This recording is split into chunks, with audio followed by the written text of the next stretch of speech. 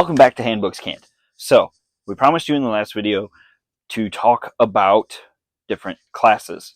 Well, we kind of said that, but we didn't say it in those exact words. We kind of talked about the like where the cant comes from and the Handbooks Cant. And so we're going to kind of explain that now while we discuss briefly the different classes and the benefits of being in those classes.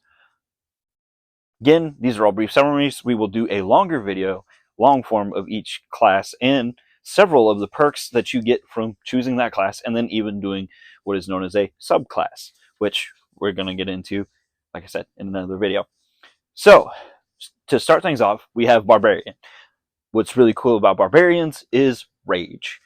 This is all that pent-up anger, the big, tanky guy of the group that wants to just smash and wreck things. This is good for those who want to just go out there and slaughter monsters. So, the rage gives you a couple of benefits to help your rolls to make sure that you get to actually hit whenever you're trying to do these things. Once you get to level 3 with Barbarian, you get to choose your path. Once you get those paths, you get to get a couple of extra bonusy features that are a little kind of chunky to help make the Barbarian more of a Barbarian. Those being Reckless Attack and Frenzy, depending on which path. A couple of key things that are important to remember about a Barbarian is unarmored defense. You don't wear armor, which actually makes you stronger, because like whenever you go into a rage, your armor class goes up. So you're actually rewarded for not wearing armor whenever you're a Barbarian. Now, another thing with the rage is at second level, you get Reckless Attack. That helps you to do some very special things because you throw caution to the wind and you're just going all out, and it gives you advantage, which means you get to roll 2 of the d20s in order to make sure that your attack succeeds. Then at level 3, you will get to pick a path. So picking a path, there's several different options, and we will go into that later on, but you also, in some of those paths, get a special feature called Frenzy. Now, if you ever feel like being whimsical and maybe silly, maybe you want to do some storytelling, maybe you want to sing of the wins and losses of your party's group, or you just want to cast super cool spells using a lute, you can do all of those things while being a bard. Bards are very cool because of the fact that they use musical instrument as their arcane focus. So all of their stuff is done through the art of storytelling. When you're a bard, you're proficient with light armor. So some armor goes a long way, things like padded leather, different things like that. Another really cool thing with bards is bardic inspiration. You use to help inspire, like it says in the wording, one of your partners. You can do this through song, through storytelling, some way of motivating your party member through creative outlets. Doing so gives them a d6. So for flavor, perhaps you sing them a silly song of how they're going to wreck an ancient dragon or get eaten by it, however you want to go about it. At second level, you get some different abilities for healing called Song of Rest. We'll get more into that in another video, as well as at third level, picking a college on expanding your bard character and getting to pick a few different special things. Now, bards are spellcasters. There's a list of spells that they are specifically catering to, much like all the other spellcasters that we will go through. And that is at the back of your player's handbook. You can also search these online, and there's even apps that you can download that have the spell book and even break them down into the classes. You just want to like play doctor? Cleric is the class for you. It is a way to be kind of like a holy man, if you will, and be your party's healer. So say somebody goes down, you have the ability to cast many healing spells in order to bring them back around. That is one of the great things about being a cleric. Plus, the role play between you and your gods can get pretty cool as well. You're proficient with light armor, medium armor, and even shields. But that makes your sound kind of loud, so you lose some of your stealth. Now, the gods are kind of all over the place. So in order to kind of help you figure out how you're going to roleplay your character and how you're going to pick your spells for what you're going to do, there is a list of divine natures that you can pick from. That being knowledge, life, light, nature, tempest, trickery, or war. At 5th level, you get to do some really cool things where you can turn the undead, to get rid of them off of the playing field. We can talk about that more in a cleric specific video, as well as several other cool things that come along with being a cleric. You ever wanted to fight a dragon while you're like a polar bear or something? Druid is the class for you. Druid's really cool because it's very nature focused. Whether it's surrounding yourself in plant life and antlers and all kinds of cool decoration, or wild shaping into different creatures, things like hawks. You can even, once you get it to higher levels, even be a dragon. But that's for way up there, and we can talk about that more in a different video. But some really cool features with druids are, you're proficient with light armor, medium armor, but druids do not wear armor made out of metal. So keep that in mind. Things like dragon scales can be done, leather, plants, crab shells, so on and so forth. You can wild shape starting at level 2 and going higher.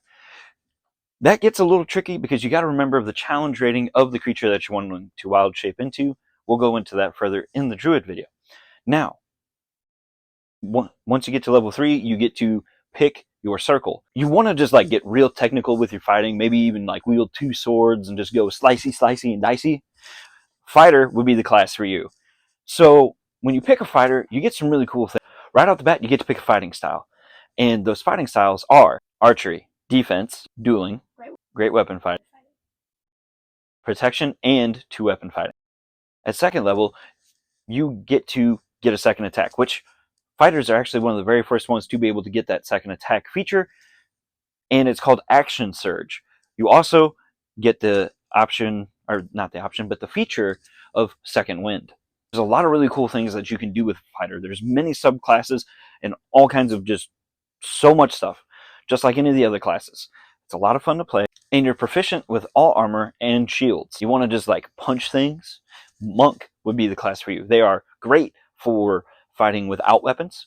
They use things like staffs and daggers if they do use weapons, but they get these great things called key points, which allows you to do special features such as patient defense, flurry of blows, step of the wind is the last one. And you get these key points at second level, and you can spend those on the 3 steps that we just talked about to improve your attack on a creature.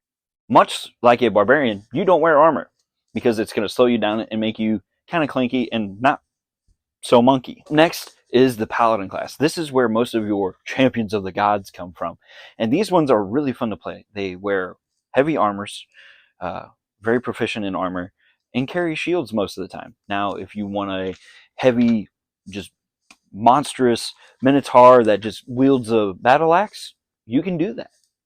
They don't necessarily have to have shields, but these are some of the things that you can pick and choose to up your armor class, down your armor class, and you know what? I think we need to do an armor class video soon. As a paladin, you gain a couple of special features, such as being able to have a divine sense, telling where somebody's alignment is, if they're good, if they're evil, kind of thing. Almost like using the spell detect good and evil. Next, you get the ability to lay on hands. This is a couple of healing points that you can use in an action to help heal someone. Then at second level, you get to pick a fighting style. They are defense, dueling, great weapon fighting, and protection. Now, Paladin is a really fun class. They're all really fun classes, but Paladin's one of my favorites. Rangers are really cool because it's like hunting and fighting and all these different things all rolled into one. That is such an exciting class, and usually a really good class to use for multi-classing with. Perhaps your ranger likes to fish and they want to tell great stories about their fishing trips as well as their amazing victories in battle. You can multi-class it with a bard very well. Now, before we put the cart before the horse again, let's talk solely about the ranger class. At level 1, you get to pick a favorite enemy, something like dragons, maybe demons. You can pick from a very wide variety of beasts, and then you also become like a natural explorer. So like your sense of direction and everything really improves being a ranger because you're usually out in the woods. You don't like to necessarily be around many people. You're proficient with light armor, medium armor, and shield. At second level, you get to pick a fighting style, much like some of these other classes, which is archery, defense, dueling, two-weapon fighting. Talk more about different things with the Rangers, such as subclasses, which get really cool and very intricate. But for right now, we're going to move on to the stealthy ones of the group, the rogues. Now, rogues are very fun because you can be a thief, but you don't have to stop at being a thief. You can choose a different path, if you will, for being a rogue. You can be a spy, you could be a detective. There's several different ways you could play the rogue class. Now, one of the very cool things with the rogue class is you get sneak attack.